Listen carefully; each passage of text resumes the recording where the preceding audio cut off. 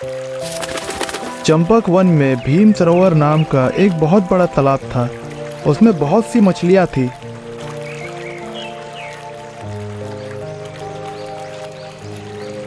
उसमें बगुले और हंस भी आते थे। तालाब में रहने वाले किन्नू कछुए और दो हंसों में बहुत दोस्ती थी। दिन भर तीनों तरह तरह की बातें किया करते थे।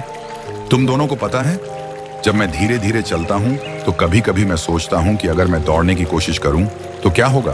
क्या होगा?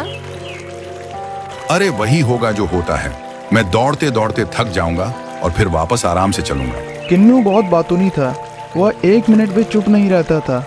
तीनों मित्र बड़े मजे से रह रहे थे।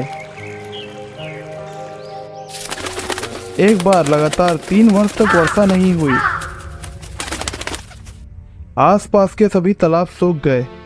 भीम सरोवर भी सूखने लगा।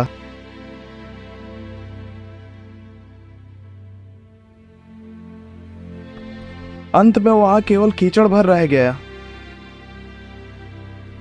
हंसों ने तालाब छोड़कर कहीं और जाने का निश्चय कर लिया था। इससे किन्नू कछुआ बहुत उदास हुआ। उसने हंसों से कहा, मित्रों, क्या इस मुसीबत के समय में तुम अपने इस मित्र को अकेला छोड़ के चले जाओगे? हंसों ने सोच विचार किया। उन्हें एक तरकीब सूझी। उन्होंने किन्नू कछुए से कहा, मित्र, हम तुम्हें अपने साथ ले चलेंगे, लेकिन पूरे रास्ते भर तुम्हें अपना मुंह बंद रखना पड़ेगा। कछुआ मान गया।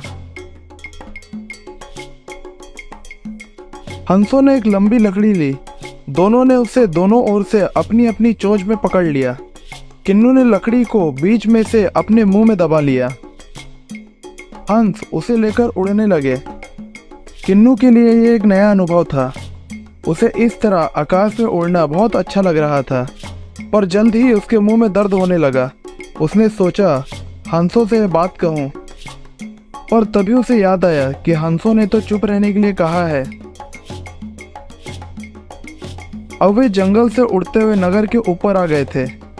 लोगों ने यह दृश्य देखा तो हंसने लगे। वे आपस में बात करने लगे। देखो देखो, ये 2 हंस कोई गोल गोल खिलौना लेकर उड़ रहे हैं।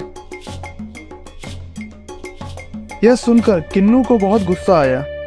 उससे रहा ना गया। उसने लोगों को बताना चाहा कि मैं कोई खिलौना नहीं हूँ, मैं एक जीता जागता कछुआ हूँ। पर जैसे ही उसने बोलने के लिए अपना मुंह खोला, लकड़ी उसके मुंह से छूट गई और वो धड़ाम से नीचे गिर पड़ा और उसी के साथ उसके प्राण निकल गए। इस कहानी से हमें यह सीख मिलती है कि समय पर चुप रहना जरूरी होता है। कभी कभी हमारी ज्यादा बोलने की आदत हमें नुकसान पहुंचा सकती है।